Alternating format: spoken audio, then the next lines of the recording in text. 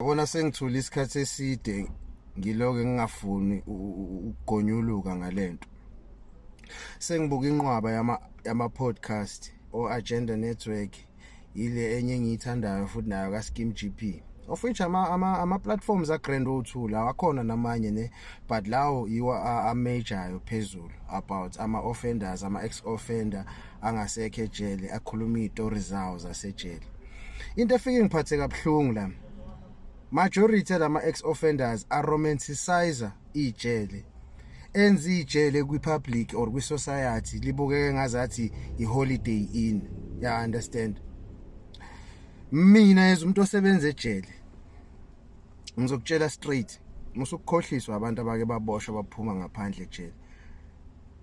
Bonke labantu balimele engqondweni, balimele enhlizweni, balimele ngayo yonke indlela ongayicabanga, even physically.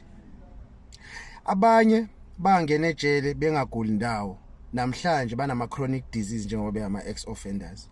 Abakuvezi lokho. Ayibona le nto le. Bafowethu yabona ngizowenza nje example ngento eyodwa engeke ngayibona ngamehlo enzeka phambi kwami. Like siyenzeke ihlandle eningi but nje ngizochaza kule instance eyodwa. Mina ukuba aware kwami nge-anal cancer, ngibe aware nge-anal cancer sengisebenza e-correctional services.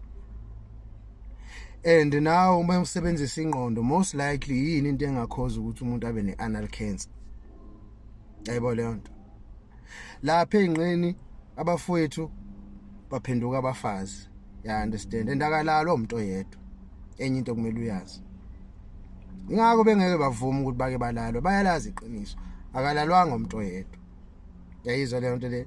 Emva kwalapho wonke ama objects ongawacabanga ama contraband noma illegal ejele bawafihla khona lapha kwi-anal, kwi-anus. Yabo? Kungaba ifone iyangena lapha kule yambobo. Ngoku like iboshwe zayifaka ifone engqeni ihlala esiswini.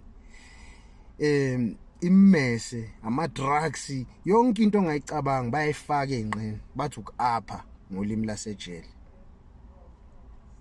So wonke labantu laba basafike kulama platformeni abanixoxela ngejele. Kungani bengakuvezi ukuthi guys majority yenu ngaphakathi ejele, I would say 90 to 95% wama offenders bayagula and banama illnesses are serious.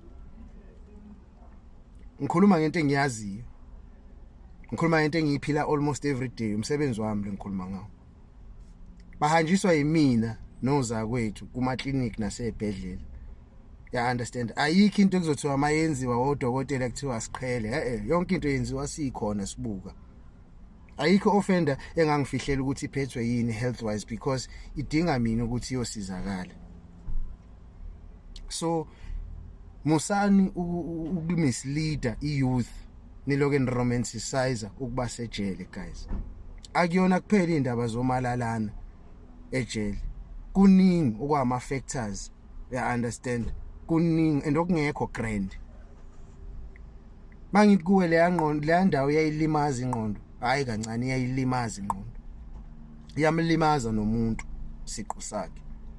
Ngiyaphinda namanje kukancane ukuthi ngane umuntu ekuthiwa utolile ejele, uphumile ejele, ophila kahle ekhanda. Ngiyakutshela iqiniso lelo. Ukuthi ni ikasi ibona mawukuthi mhlambe nginesibazi la.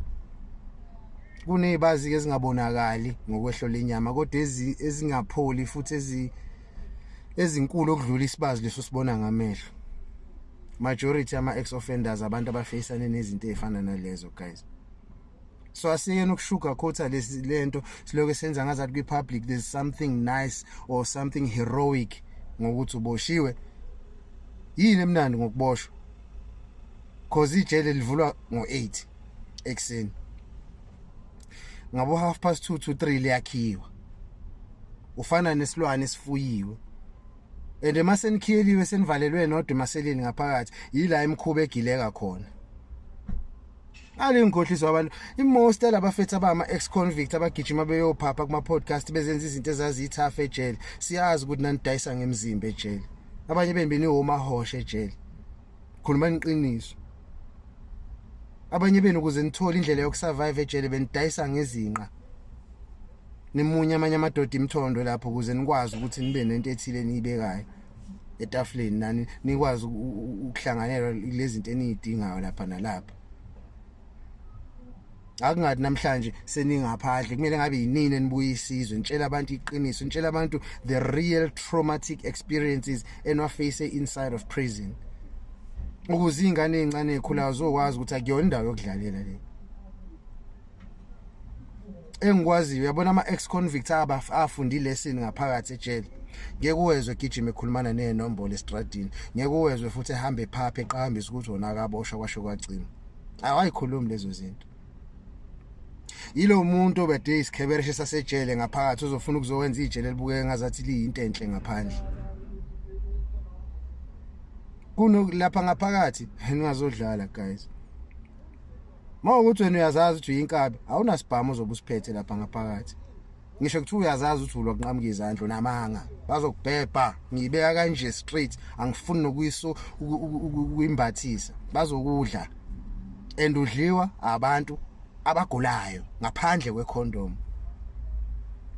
Nawe mhla usulijwayele ijele uyobufuna ukuyi-inflicta kwabanye leyo nto, into ehamba kanje le yanto angeke iziphele.